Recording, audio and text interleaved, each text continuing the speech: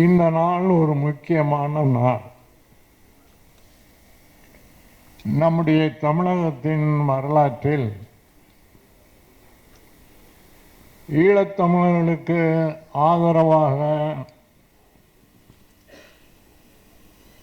பல்வேறு கட்சிகள் ஒன்றிணைந்தும் தனித்தனியாகவும் கடந்த 30 ஆண்டு காலத்திற்கு மேலாக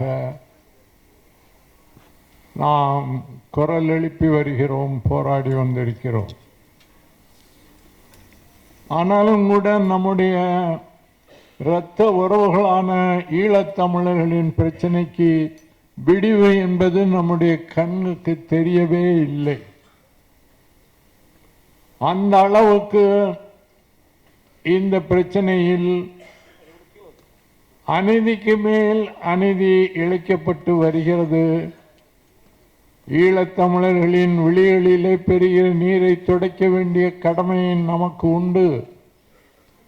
ஆனால் அந்த கடமையை நம்மில் எத்தனை பேர் உணர்ந்திருக்கிறோம் என்பது தெரியவில்லை. 8 கோடி தமிழ் மக்கள் தமிழ்நாட்டிலே வாழ்கிறார்கள். 20 கல் தொலைவில் ஈழத்தமிழர்கள் இலங்கையில் வாழ்கிறார்கள். இடையே மன்னார் வளைகுடா அந்த கடல் நம்மை பிரித்திருக்கிறது தவிர மொழியால், இனத்தால், பண்பாட்டால், வரலாற்றால் எல்லா வகையிலும் நாமும் அவர்களும் ஒன்றுதான். ஆனால் 2009ஆம் ஆண்டில் முள்ளிவாய்க்காலில் நடைபெற்ற படுகொலையை பற்றி எனக்கு முன்னால் பேசிவிட்டு சென்ற தோழர் மகேந்திரன் அவர்கள் உருக்கமாக குறிப்பிட்டார்.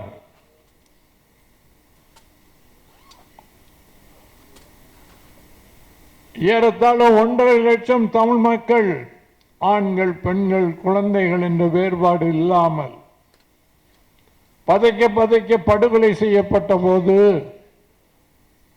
8 கோடி தமிழ் மக்கள் 20 மைலுக்கு அப்பால் தான் வாழ்கிறார்கள். அவர்கள் பொங்கி எழுந்து வந்தால் நம்முடைய நிலை என்ன ஆகும் என்ற அச்சம் சிங்களவனுக்கு வரவில்லை.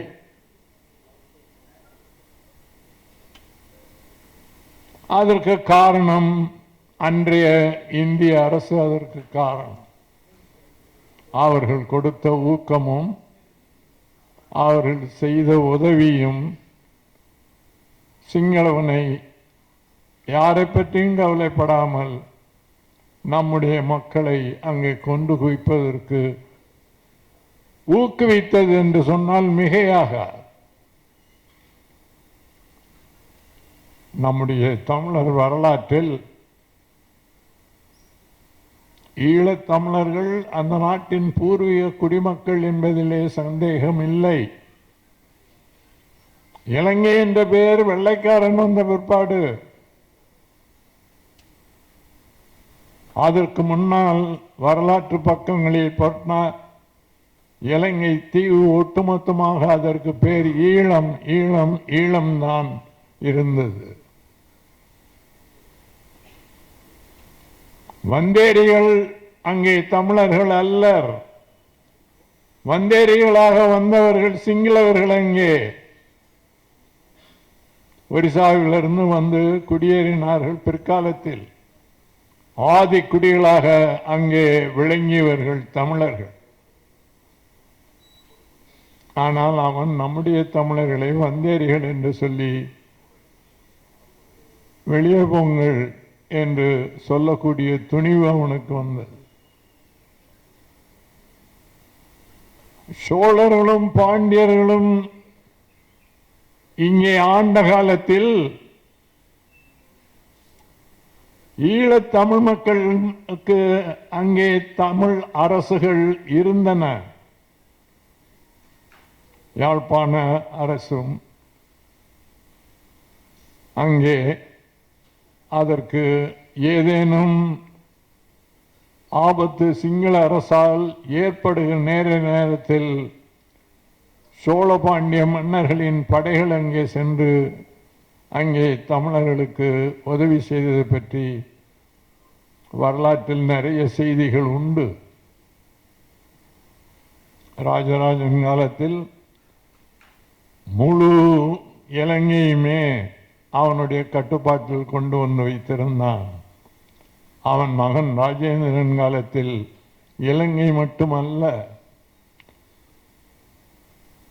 மலேசியா என்று இன்றைக்கு அழைக்கப்படுகிற கடாரம் அவனுடைய ஆட்சியின் கீழ் இருந்தது. இந்தியாவில் எந்த மன்னனும் அசோக சக்கரவர்த்தி ஆனாலும் அசோக சக்கரவர்த்தி காலத்திலிருந்து அக்பர் சக்கரவர்த்தி காலம் வரை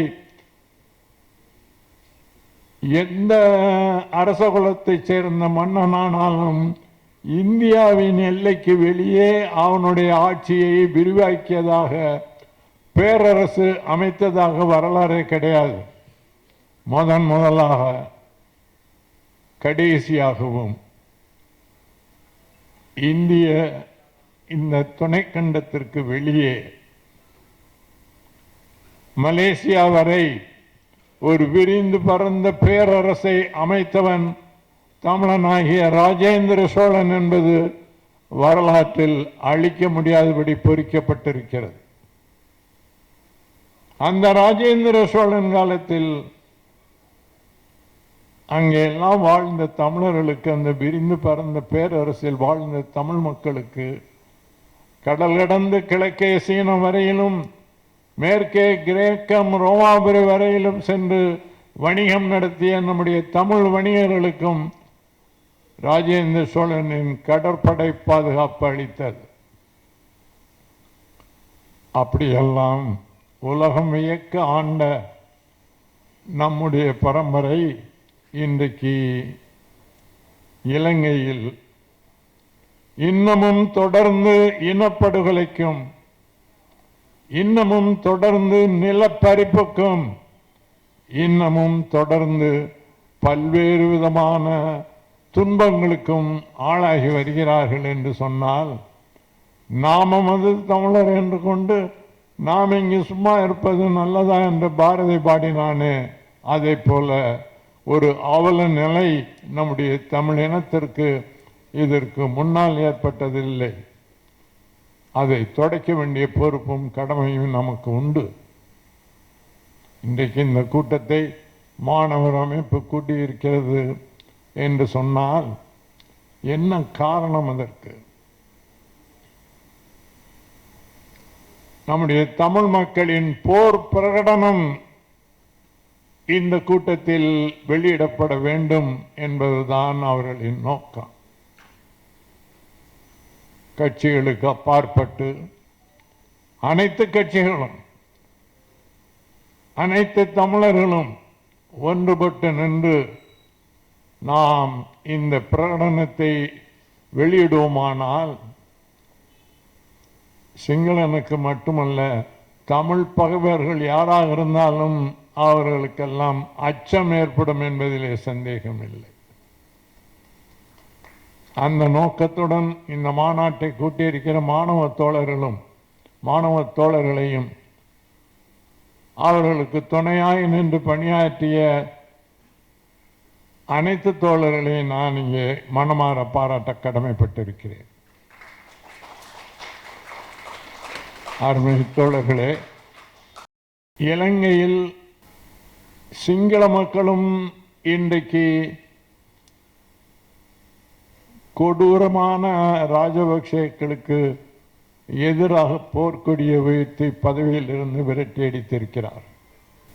அவர்களுக்கு இப்போதுதான் உண்மைகள் கொஞ்சம் கொஞ்சமாக புலனாகிக் கொண்டிருக்கின்றன. நம்மையே இந்த பாடுபடுத்திய, நம்மையே சுரண்டிய இந்த ராஜபக்சே கும்பல் அங்கே தமிழ் மக்களை எந்த அளவுக்கு அவர்கள் பாடாய்படுத்தி இருப்பார்கள் என்பதை சிங்கள மக்கள் உணரத் தொடங்கி இருக்கிறார்.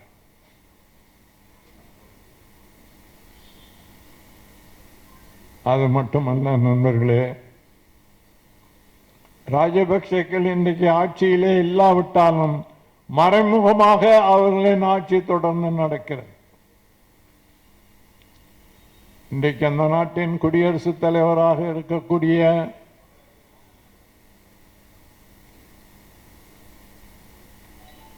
ராஜபக்சே கட்சி தயவிலே தான் அந்த பதவிக்கு வந்திருக்கிறார். காரணம், அவர் ஒருவர் தான் அவர் கட்சியின் சார்பிலே. இவர்களை மீறி அவர் எதுவும் செய்துவிட முடியாது. சிங்கள ஆட்சியாளர்கள் யாரானாலும் சிங்கள இன வெறியும் தமிழர்களுக்கு எதிரான வெறியும் தான் அவர்களை ஆட்டி படைக்கின்றன. ஆகவே ஆட்சி மாறிவிட்டது என்று நாம் மகிழ்ச்சி அடைய முடியாது. அவர்கள் தொடர்ந்து தமிழர்களை இன அழிப்பில் உள்ளாக்கி, இன அழிப்பிற்கு உள்ளாக்கி அவர்களை நாட்டை விட்டே அடையாளம் தெரியாமல் துடைத்துவிட வேண்டும் என்பதிலே தீவிரமாகத்தான் அவர்கள் இருக்கிறார். உலக நாடுகள் இதை வேடிக்கை பார்த்து கொண்டிருக்கின்றன. அருமை நண்பர்களே, எனக்கு முன்னால் பேசிவிட்டு சென்ற தோழர் மகேந்திரன் அவர்கள் ஐநா பட்டயத்தில் சொல்லியிருப்பதை பற்றி இங்கே சொன்னார். ஐநா பட்டயம் என்ன சொல்லுகிறது? உலகில் வாழும் எல்லா தேசிய இனங்களுக்கும் ரைட் ஆஃப் செல்ஃப் டிட்டர்மினேஷன்,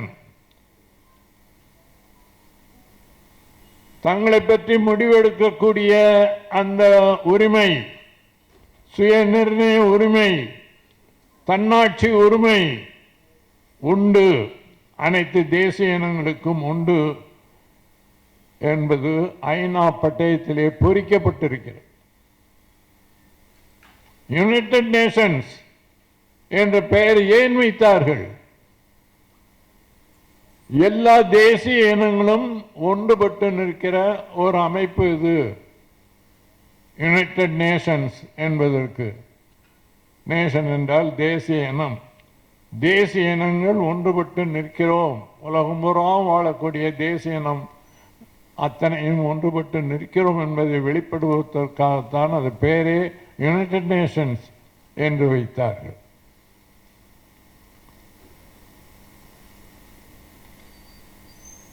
அப்படி இருந்தும்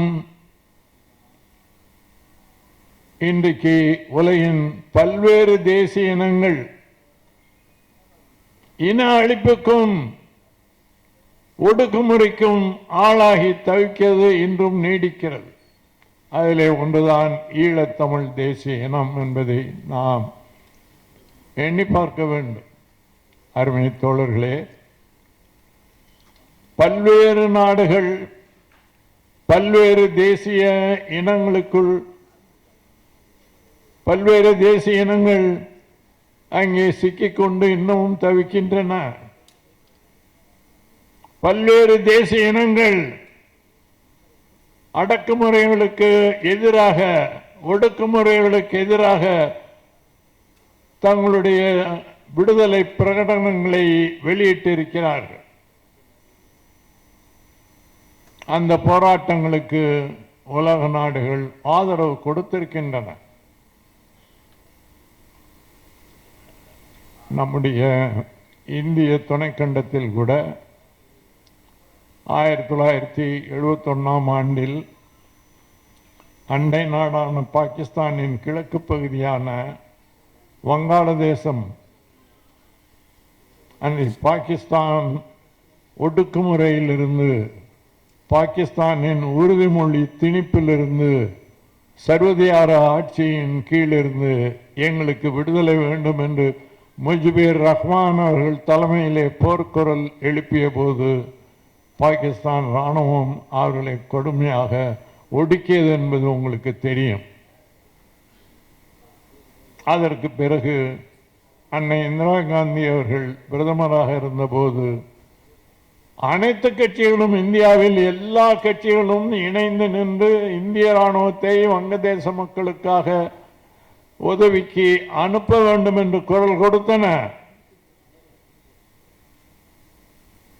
அதற்கு பிறகு இந்திய படை அங்கு சென்றதும் வங்கதேசம் விடுவிக்கப்பட்டதும் சிறையில் அடைக்கப்பட்டிருந்த முஜிபுர் ரஹ்மான் அவர்களை விடுதலை செய்ததும் அதற்கு பிறகு அவர் இந்தியாவுக்கு வந்து பிரதமர் அவர்களுக்கும் மற்றும் அனைத்து கட்சி தலைவர்களுக்கும் நன்றி தெரிவித்து விட்டு அவர் சொந்த தேசம் சென்று குடியரசுத் தலைவர் பதவியை ஏற்றார் என்பதும் வரலாறு.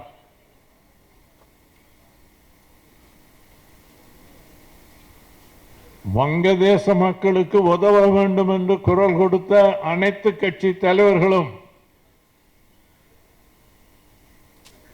அதே நிலைமையில் போராடி கொண்டிருக்கிற ஈழத் தமிழ் மக்களுக்கு உதவ வேண்டும் என்று ஏன் நினைக்கவில்லை? தயவு செய்து எண்ணி பார்க்க வேண்டும். அது மட்டுமல்ல நண்பர்களே, சில நாடுகள் பற்றி மட்டும் நான் இங்கே சுட்டிக்காட்ட விரும்புகிறேன். இந்தோனேஷியாவிலிருந்து கிழக்கு திமோர்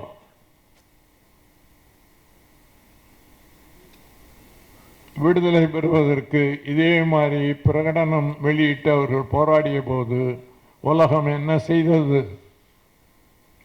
1976ஆம் ஆண்டு கிழக்கு திமோர் அந்த மக்கள் சுதந்திர மக்களாக இருந்தவர்களை இந்தோனேஷியா ஆக்கிரமித்து அடிமைப்படுத்தியது. ஏறத்தாழ 24 ஆண்டுகள் இந்தோனேஷியாவின் அடக்குமுறைக்கு ஆளாகி 1,80,000 மக்கள் அங்கே உயிரிழந்தார்கள். 1986 தான் முதலாக திமோர் விடுதலை இயக்கம் என்ற பெயரிலே மக்கள் இயக்கம் எழுந்து இந்தோனேஷியாவின் ஆட்சிக்கு எதிராக போராடிய போது அதை ஒடுக்குவதற்கு இந்தோனேஷியாவுக்கு அமெரிக்க இராணுவம் உதவி செய்தது. இதற்கு எதிராக உலகத்தின் பல நாடுகள் குரல் கொடுத்தன. இந்தோனேஷியாவுக்கு பக்கத்தில் இருக்கக்கூடிய பிலிப்பைன்ஸ், ஆஸ்திரேலியா, மேற்கு நாடுகள் எல்லாம் சேர்ந்து ஆதரவு குரல் எழுப்பின. அதற்கு பின்னால் ஐநா பேரவையில் இதற்கான பிரச்சனை எழுப்பப்பட்டது. மேற்கு நாடுகளும் மற்ற நாடுகளும் சேர்ந்து ஆதரவு தந்ததின் விளைவாக அமெரிக்க படைகள் கிழக்கு திமோர் பகுதியில் இருந்து வெளியேறின. அதற்கு பிறகு 1999 ஆகஸ்ட் 30ஆம் தேதி ஐநா மேற்பார்வையில் அங்கே பொது வாக்கெடுப்பு நடத்தப்பட்டது. கிழக்கு திமோர் மக்கள் 90% அதிகமானவர்கள் எங்களுக்கு விடுதலை வேண்டும் என்ற கோரிக்கைக்கு ஆதரவாக வாக்களித்தார்கள். அதற்கு பிறகு ஐநா சபை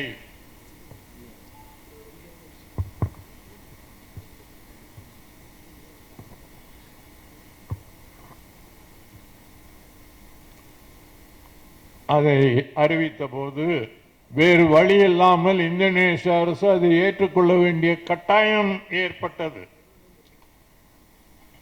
1999ஆம் ஆண்டு அக்டோபர் மாதம் 25ஆம் தேதி ஐநா பாதுகாப்பு குழுவின் செக்யூரிட்டி கவுன்சில் தீர்மானப்படி கிழக்கு திமோரின் இடைக்கால நிர்வாகத்தை ஏற்பதற்கு ஐநா குழு ஒன்று அமைக்கப்பட்டது.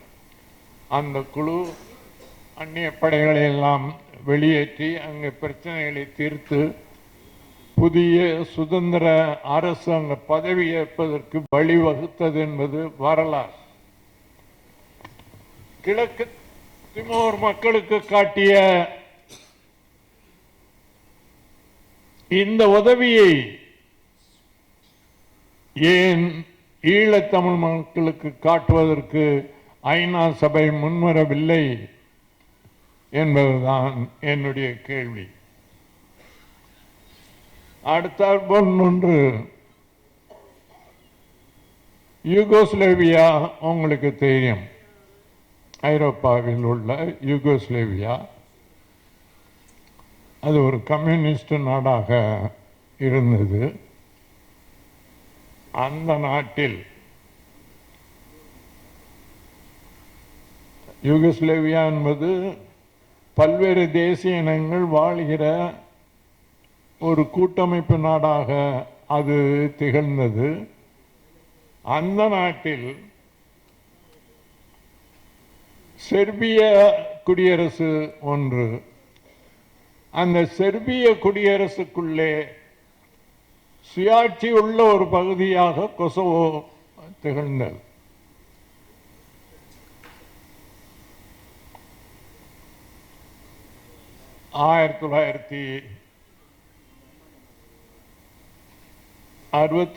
ஆண்டுதான் செர்பியாவிலிருந்து அதை பிரித்து கொசோவோ மக்களுக்கு ஒரு தனி மாநிலம் ஒன்றை, சுயாட்சி உரிமையுள்ள மாநிலம் ஒன்றை யூகோஸ்லேவிய அரசு அனுமதித்தது. 1980 அந்த நாட்டின் அசைக்க முடியாத தலைவராக விளங்கிய டிட்டோ அவர்கள் மறைவுக்கு பின்னாலே யூகோஸ்லோவியா சீர்குலைந்தது. அதில் இருந்த பல்வேறு தேசிய மக்களும் அவர்கள் தனித்தனியாக சுதந்திர நாடுகளாக தங்களை அறிவித்துக் கொண்டார்கள். செர்பியா இந்த சூழ்நிலையை பயன்படுத்தி கொண்டு கொசோ மக்களுக்கு அளிக்கப்பட்ட உரிமைகளை ரத்து செய்து அவர்களை மீண்டும் அடிமைப்படுத்துவதற்கு முயற்சி செய்தது.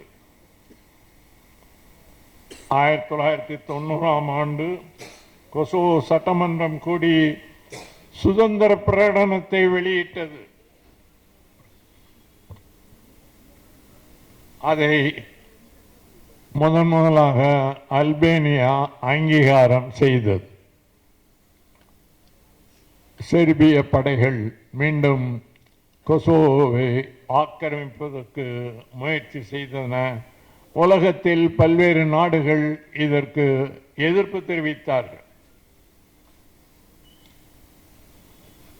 ஆனாலும் கூட ஒடுக்குமுறை ஓயவில்லை. 1996 கொசோவோ விடுதலை படை ஒன்றை மக்கள் அமைத்தார்கள். அமைத்து எதிர்த்து போராடினார்கள். அந்த கட்டத்தில் நேட்டோ நாடுகள் அந்த பிரச்சனையிலே தலையிட்டு உடனடியாக செர்பிய படைகள் கொசோவோவிலிருந்து வெளியேற வேண்டும், இல்லை என்றால் நேட்டோ படைகள் அதில் தலையிட வேண்டிய அவசியம் ஏற்படும் என்று எச்சரிக்கையை விடுத்தன. அதற்கு பிறகு செர்பிய படை வெளியேறியது. நேட்டோ அமைதிப்படை அங்கே சென்று அமைதியை நிலைநாட்டியது. இறுதியாக கொசோவோ சுதந்திர நாடாக இன்றைக்கு திகழ்கிறது.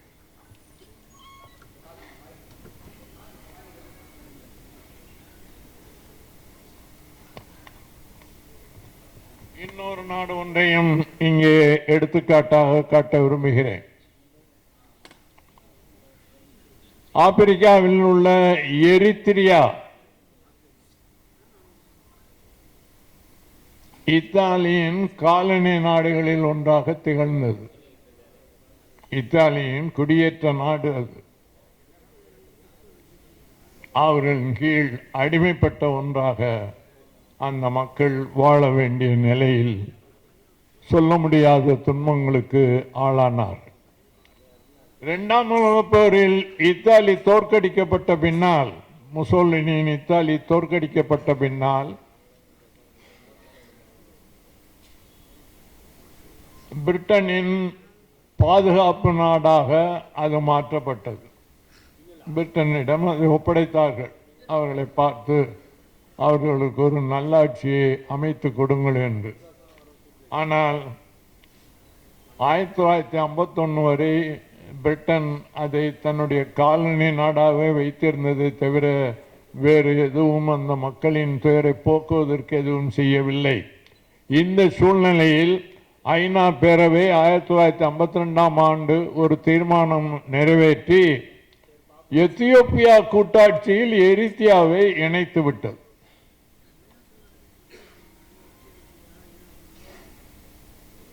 அதற்கு பிறகு எத்தியோப்பிய மன்னராட்சி அந்த நாட்டில்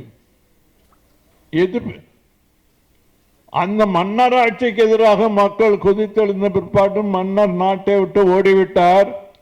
அதற்கு பிறகு அங்கே ஒரு கம்யூனிஸ்ட் அரசாங்கம் ஏற்பட்டது.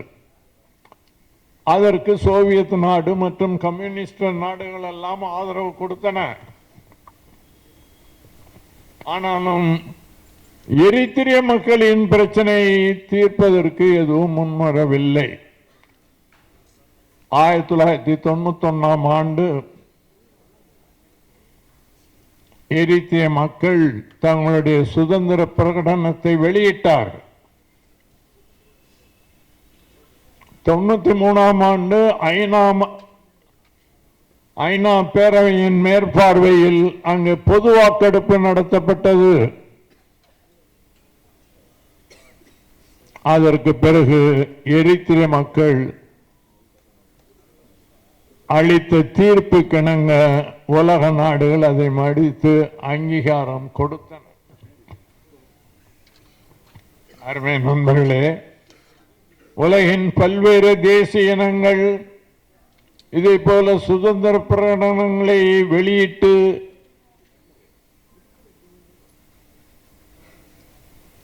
மற்ற நாடுகளின் அங்கீகாரத்தை பெற்றிருக்கிறார்கள்.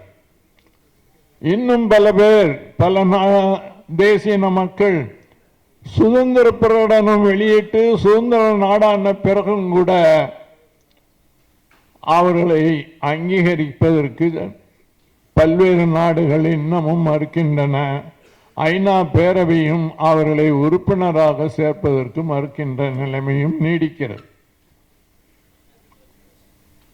எடுத்துக்காட்டாக ஆர்மேனியா, சைப்ரஸ், வடகொரியா, தென்கொரியா, இஸ்ரேல், பாலஸ்தீனம் போன்ற நாடுகள் தங்களுடைய போராட்டத்தின் விளைவாக சுதந்திர நாடுகளாக ஆன பிற்பாடும் கூட அந்த நாடுகளுக்கு அங்கீகாரம் ஒரு சில நாடுகள் கொடுத்திருக்கின்றன தவிர பெரும்பாலான நாடுகள் கொடுக்கவும் இல்லை.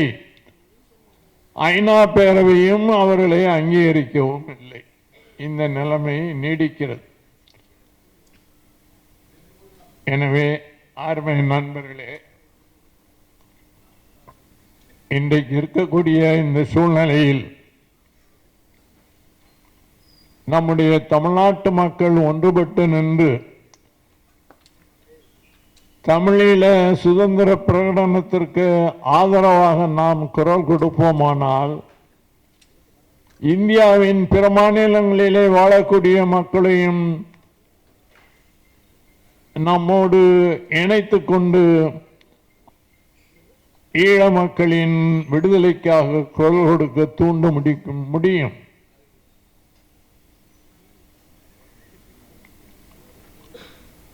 அப்படி ஒரு நிலைமையை நாம் அனைவரும் ஒன்றுபட்டு உருவாக்க வேண்டும். 8 கோடி தமிழ் மக்கள் அதற்கு முதலிலே ஒன்றுபட்டு நிற்கிறோம் என்று தெரிந்தாலே இந்தியாவின் பிற மாநில மக்களும் இதற்கு ஆதரவு கொடுப்பதற்கு தயங்க மாட்டார். எல்லோரும் சேர்ந்தால் இந்திய அரசும் அப்புறம் வழிக்கு வரும். அதற்கு பிறகு ஈழ மக்களுக்கு விடுவி பிறப்பதற்கு வழியும் புலப்படும். எனவே அருமை தோழர்களே,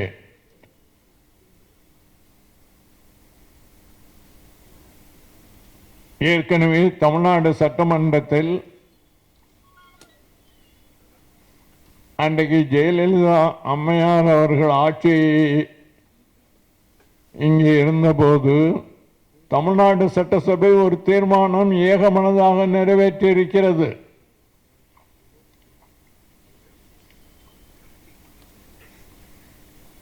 ஈழத் தமிழர்களுக்கு நடுவே பொது வாக்கெடுப்பு நடத்தி ஈழத்தில் வாழ்கிற தமிழர்களும் சரி, அகதிகளாக உலகம் பூராவும் பல்வேறு நாடுகளிலே வாழ்ந்து கொண்டிருக்கிற தமிழ் மக்களிடமும் சரி, பொது வாக்கெடுப்பு நடத்தி அவர்கள் விருப்பப்படி ஆட்சியை அமைக்கும் உரிமையை வழங்க வேண்டும் என்ற தீர்மானம் தமிழக சட்டமன்றத்தில் அனைத்து கட்சியினராலும் ஒன்றுபட்டு நிறைவேற்றப்பட்டிருக்கிறது.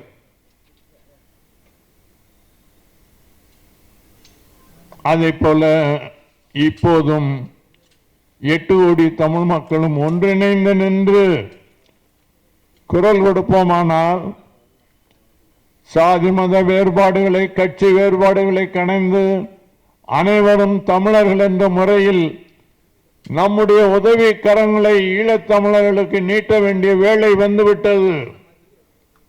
அவர்கள் பட்ட துயரம் போதும், படுகின்ற துயரம் போதும்.